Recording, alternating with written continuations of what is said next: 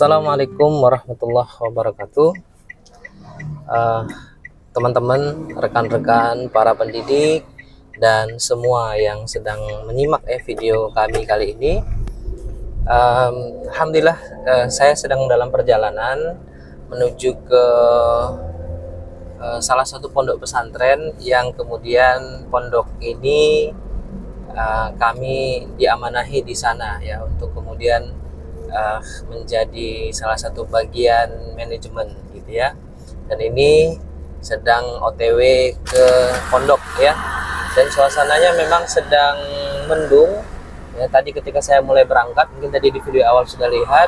Nah kalau sekarang hujan, sudah hujan ya, alhamdulillah ya. Rahmat Allah Subhanahu wa taala ya. Allahumma sayyiban nafi'an. Nah, jadi sambil kita jalan-jalan sekaligus bekerja di sana ya, saya sempatkan untuk membuat konten edukasi ini. Mungkin ada hal yang bermanfaat yang bisa kita ambil ya. Jadi saya pengen bahas terkait dalam pendidikan, karena memang background kami itu lebih banyak ya berkecimpung di dunia pendidikan. Nah, kalau kita lihat tren hijrah sekarang ya, termasuk fakta-fakta berita-berita di TV ya, misalnya ada kasus yang positif atau yang negatif ya, itu sebenarnya adalah tindakan yang berasal dari sebuah pemikiran seseorang ya, atau pemikiran seorang manusia ya. Nah, nanti sebelum kita bahas sampai ke faktualnya, kita mencoba mencerna dulu bagaimana sebenarnya sisi fundamentalnya ya, atau sisi apa yang paling mendasar dari fakta-fakta tersebut gitu ya. Nah, jadi kembali ke tadi, itu sebenarnya terkait dengan pendidikan. Mudah-mudahan suara saya terdengar jelas karena memang sedang hujan ya, rekan-rekan sekalian ya. Jadi terkait dengan pendidikan ya. Nah, pendidikan Islam itu uniknya memang tidak dihasilkan dari sebuah proses taklim saja ya. Jadi bukan hanya sekedar proses taklim saja, tapi kalau kita lihat dari sejarah Nabi ya, mendidik para sahabat ya, saya sering membahas ya, ada satu kitab judulnya adalah Ar-Rasul Al-Muallim ya, wa asalibuhu fi ta'lim. Itu karangan dari Syekh Abdul Fattah Abu Ghuddah ya, rahimahullah ta'ala ya, wa nafa'anallahu bihi insyaallah ya. Nah, beliau menyampaikan bahwa dalam kitab Ar-Rasul Al-Muallim itu bagaimana karakter pendidikan Nabi. Jadi Nabi itu bukan sekedar transfer ilmu, tapi lebih kepada taskif ya. Jadi bukan taklim tapi taskif. Apa itu taskif ya? Mengajarkan sakofah. Nah, jadi apa bedanya taklim ya, mengajarkan ilmu, dengan taskif, mengajarkan sakofah. Nah, sakofah itu adalah ilmu yang berkaitan tentang kehidupan yang digali dari akidah tertentu gitu. Nah, semua ilmu yang diajarkan oleh Nabi yang berkaitan tentang manusia itu sebenarnya adalah sakofah, karena pasti yang diajarkan oleh Nabi Shallallahu Alaihi Wasallam itu berkaitan tentang akidah. Nah, ini alhamdulillah hujan sudah agak reda ini, masya Allah. Ya itulah kalau di Batam ya, jadi cuma berapa menit habis itu reda lagi nih kawan-kawan. Nah, jadi itu bedanya antara sakofah dengan ilmu. Kalau bahasa kita sekarang itu ilmu itu lebih ke sains ya, ilmu pengetahuan ya. Jadi nature knowledge gitu ya, ilmu tentang alam gitu ya. Beda dengan sakofah. Kalau sakofah itu adalah lebih kepada humaniora atau social knowledge gitu, yang berangkat dari pemahaman fundamental atau bahasa kita akidah tertentu. Jadi yang diajarkan Nabi SAW itu adalah akidah tertentu ya, dalam bentuk ilmu ya, berkaitan tentang seluruh hal yang ada di muka bumi, misalnya tentang sosial, ekonomi, ya, budaya, kemudian politik juga, termasuk pendidikan gitu ya. Semua digali atau bersumber dari akidah gitu. Akidah apa? Akidah Islam. Apa itu akidah Islam? Secara sederhananya, akidah Islam itu adalah bagaimana kita sebagai manusia meyakini bahwa Allah Subhanahu wa taala adalah Rabb kita, ilah kita, pencipta kita, dan tentu Allah Subhanahu wa taala mengatur seluruh tata tertibnya untuk melaksanakan atau menjalankan misi penciptaan kita di bumi. Apa misi penciptaan manusia di muka bumi? Ya, itu ada dua. Yang pertama itu di surah Az-Zariyat ayat 56, Allah menyebutkan wa ma khalaqtul jinna wal insa illa liya'budun, ya. Nah, kemudian di surah Al-Baqarah Allah sebutkan wa id qala rabbuka lil malaikati inni ja'ilun fil ardi khalifah. Jadi tugasnya ada dua. Pertama sebagai Abdullah, ya liya'budun tadi. Kedua sebagai khalifah. Nah, gitu dia.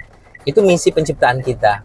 Maka akidah Islam itu artinya adalah kita meyakini bahwa Allah menciptakan kita dan menugaskan kita sebagai khalifah dan Abdullah itu. Maka tentu ya setiap perbuatan manusia itu harus sebenarnya terikat dengan Islam atau taqayyud ya bi ahkami syar'i, ya dengan hukum Allah Subhanahu wa taala. Tidak boleh kita makan asal makan gitu. Pasti ada tata caranya. Mulai dari sumber makanan tadi harus halal dan thayyib gitu ya. Kemudian cara makannya menggunakan tangan kanan misalnya, atau misalnya minumnya ya 3 kali tegukan sunnahnya. Kemudian uang yang kita gunakan untuk membeli makanan tadi harus berasal dari wasilah yang halal, atau rezekinya itu rezeki yang halal gitu ya, bukan dari hasil korupsi, hasil manipulasi, hasil judi, ya begitu ya. Jadi Islam itu demikian luar biasanya. Ya, apa landasannya? Akidah. Nah, apa buahnya? Pemikiran-pemikiran yang khas dari Islam yang kita sebut sebagai sakofah Islamiyah gitu. Nah, ini hujannya deras lagi nih kawan-kawan. Mudah-mudahan suara saya masih terdengar gitu ya. Nah, uniknya begitu. Ya, insya Allah ini. Kalau seandainya setiap muslim itu menggunakan pemahaman ini, sakofahnya tadi, ya, atau setiap perbuatan yang berlandaskan akidah Islam, maka insya Allah ya dia akan senantiasa pada ketaatan, ya, dia akan senantiasa taat kepada Allah Subhanahu wa taala dalam setiap aktivitasnya. Nah, itulah yang harus dimasukkan dalam elemen pendidikan kita, pengajaran kita. Jadi kita mengajarkan anak-anak didik kita, ya, semisal kami di pondok saat ini mengajarkan anak-anak pondok itu bagaimana mereka mampu mengaitkan setiap perbuatan mereka dengan akidah, mengaitkan setiap ilmu yang mereka dapatkan sesuai dengan akidah Islam. Nah, itulah nanti kaitannya dengan sakofah. Nah, apa wujudnya? Ya, wujudnya adalah satu, perbuatan yang terikat dengan Islam, terikat dengan akidah, terikat dengan Allah. Jadi ayah ibu, bapak ibu sekalian, kalau seandainya anak-anak kita punya pemahaman demikian, kita tidak perlu khawatir lagi bapak ibu.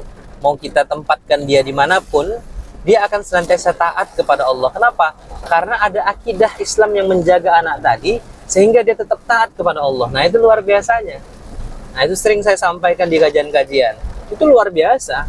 Ya, karena akidah itu tadi sudah masuk ke dalam akalnya, menjadi pemikirannya gitu. Jadi pemikiran tadi hanya bisa digantikan atau bisa diabaikan kalau misalnya dia tidur, ya, orang kan nggak sadar, atau misalnya kurang waras gitu ya. Tapi selagi dia waras, selagi dia sehat, selagi dia normal, maka dia akan berjalan sesuai dengan akidah Islam. Nah, ini luar biasanya.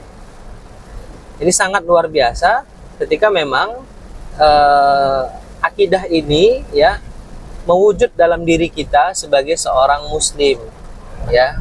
Maka tanpa diperintah pun dia akan berbakti kepada orang tua.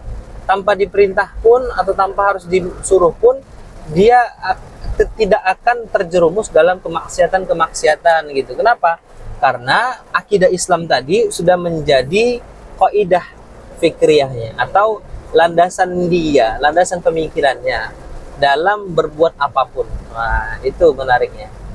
Ya, implementasinya ya, seperti saat ini kita lihat misalnya ada orang ya yang mengatakan kerudung itu tidak wajib, kerudung itu budaya Arab, kerudung itu bukan dari Islam.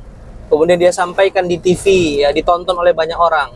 Nah, itu adalah contoh pemikiran yang tidak dilandasi dengan sakofah Islamiyah dan juga akidah Islam, gitu ya. Atau misalnya ada polemik hari ini, ya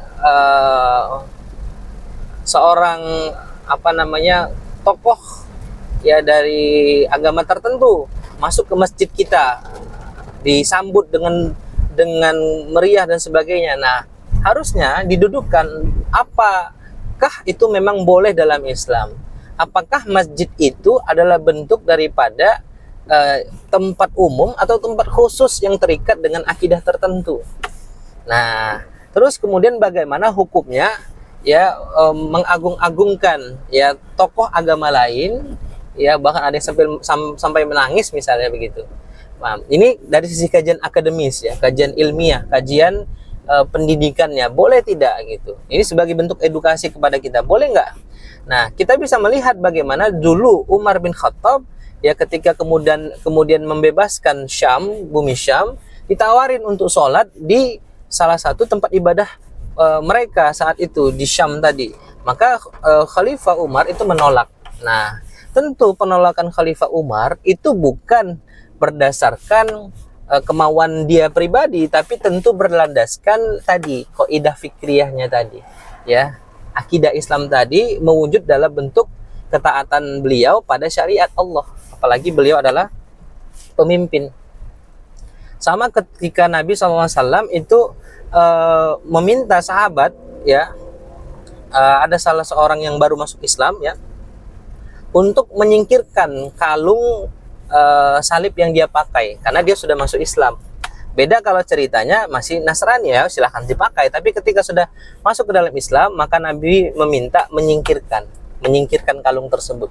Nah, itu bukan berdasarkan kemauan Nabi, tapi berdasarkan tadi ya kaidah fikriyah tadi, akidah tadi mewujud dalam ketaatan pada syariat Islam. Nah, alhamdulillah gitu ya. Jadi ini sharing-sharing singkat saya. Kalau tidak bermanfaat ya silahkan diabaikan, kalau bermanfaat ya silahkan diambil. Nah, perwujudannya ketika manusia semua taat kepada Allah dan Rasulnya, taat kepada syariat tadi, maka disitulah kata Allah ya rahmatan lil alamin tadi akan turun, ya kan, akan tercipta gitu ya, akan terasa dalam kehidupan kita ya. Azab itu Allah kemudian hilangkan dan Allah turunkan keberkahan, ya kan. Dari mana? Minas sama'i wal ard, ya, ketika kita betul-betul taat kepada Allah Subhanahu wa taala. Ya, sudah sampai di pondoknya, masih hujan juga. Demikian mungkin sharing-sharing singkat kita, nanti kita lanjut kalau ada kesempatan, dan nanti saya akan kasih cuplikan sedikit lah tentang di pondok seperti apa, walaupun tidak mungkin buat konten karena saya lagi kerja gitu ya. Wallahu a'lam bishawab. Sampai ketemu di video berikutnya. Assalamualaikum warahmatullahi wabarakatuh.